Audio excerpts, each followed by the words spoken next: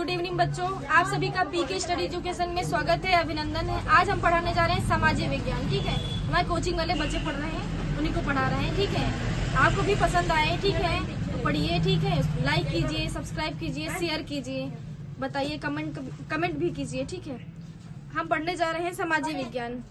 सामाजिक विज्ञान के बहुत सारे चैप्टर हो गए हैं। अब हम लोग पहुँच गए हैं वैश्वीकरण और भारतीय अर्थव्यवस्था में।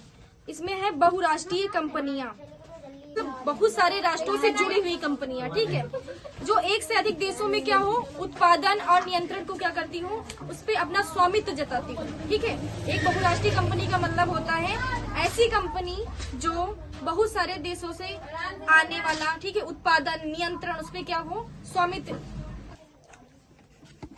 विदेशी निवेश का मतलब वो, अभी हम लोग बहुराष्ट्रीय कंपनी पढ़े ना, बहुराष्ट्रीय कंपनियों में जो बड़ी बड़ी कंपनियां होती हैं उनको निवेश की आवश्यकता होती है। निवेश मतलब कि धन। ठीक है, जैसे कोई कुछ बड़ा करना है तो उसमें क्या लगेगा, धन लगेगा। तो जो होता है निवेश, विदेशी निवेश, ठीक है, विदेश से वो कंपनियों को क्या प्राप्त हो जाता है, निवेश प्राप्त हो जाता है, धन प्राप्त हो जाता है, जिससे उनका कार्यक्रम आगे बढ़ जाता है। इसे क्या बोलते हैं, विदेशी निवेश बोलते हैं। आगे वैश्वीकरण। ठीक है, वैश्वीकरण मतलब होता है जितने पूरे राष्ट्र हैं, ठीक है, और जितने सारे देश हैं उसमें क्या करना, वैश्वीकरण।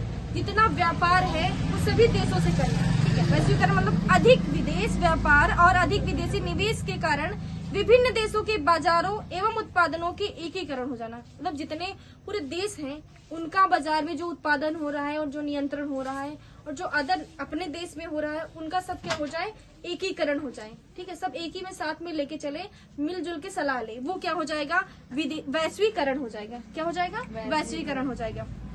आगे है उदारीकरण, सरकार द्वारा अवरोधकों अथवा प्रतिबंधों को हटाने की प्रक्रिया। ठीक है, अब कोई कंपनी थी, उस पर क्या लगा हुआ था, अवरोध लगा हुआ था कि कंपनी ये बंद कर दी जाएगी, लेकिन गवर्नमेंट द्वारा क्या कर दिया गया, उस अवरोध को हटा लिया गया। ठीक है, उदारता अपनी दिखाई गई, तो वो क्या कहलाया गया, उदारीकरण में आ गया। ठीक है, अब उपभोक्ता। ठीक है, जब कोई वस्तु उत्पादित होती है, ठीक है, जब कोई वस्तु उत्पादित होती है तो उसका कोई वस्तु, जैसे कोई उत्पादित हुई, जैसे आलू, मान लो आलू, ठीक है, उपभोक्ता मतलब होगा कि जो वस्तु उत्पादित हो रही है, ठीक है, उसका कोई क्या करेगा, उपयोग करेगा।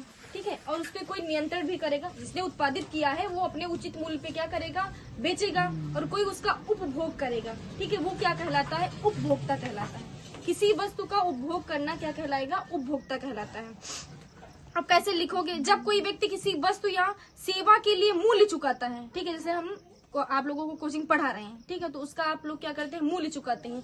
वो क्या आ गया, सेवा क्षेत्र में। हम लोग क्षेत्र पढ़े हैं ना, प्राथमिक क्षेत्र, द्वितीयक क्षेत्र और तृतीयक क्षेत्र। ठीक है, तो हम लोग तृतीयक क्षेत्र में आते हैं ना, वकील, डॉक्टर और शिक्षक, ये किस में आएंगे, तृतीयक क्षेत्र में आएंगे, जो कि सेवा देते हैं। ठीक है, तो सेवा का भी क्या होता है, मूल्य चुकाया जाता है, वो क्या आता है, उपभोक्ता में आ जाएगा।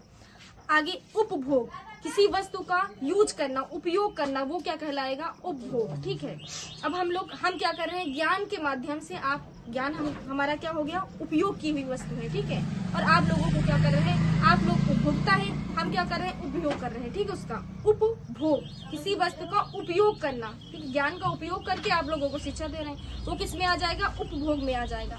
अब देखो लिखोगे कैसे, ऐसी वस्तु का प्रयोग करना जो लोगों की आवश्यकताओं को प्रत्यक्ष रूप से पूरा कर सके। ठीक है, प्रत्यक्ष रूप से पूरी कर सके, वो क्या कहलाएगा, उपभोग कहलाएगा। आगे विकसित देश। ठीक है, वे देश जिनका विकास, वे देश जहाँ विकास हो चुका है। ठीक है, जैसे अमेरिका हो गया, इंग्लैंड हो गया, यहाँ क्या हो गया, विकास हो चुका है। ठीक है, ये विकासशील देश, विकसित देश कहलाएंगे। ठीक है, जैसे वे देश जहाँ विकास की प्रक्रिया पूरी हो चुकी है, लोगों का जीवन स्तर क्या है, अच्छा है। ठीक है, राष्ट्रीय आय ऊंची है, वो किस में आएंगे, विकसित देश में आएंगे। अब विकासशील देश, वे देश जिनका विकास लगातार हो रहा है, वो विकासशील में आएंगे, जैसे अपना भारत। ठीक है, अभी राष्ट्रीय आय उनकी उच्च नहीं है, ठीक है, निम्न स्तर या मध्यम स्तर में चल रही, वो किस में आएंगे, विकासशील देश में आएंगे। ठीक है, तो आप लोगों को समझ में आया हो।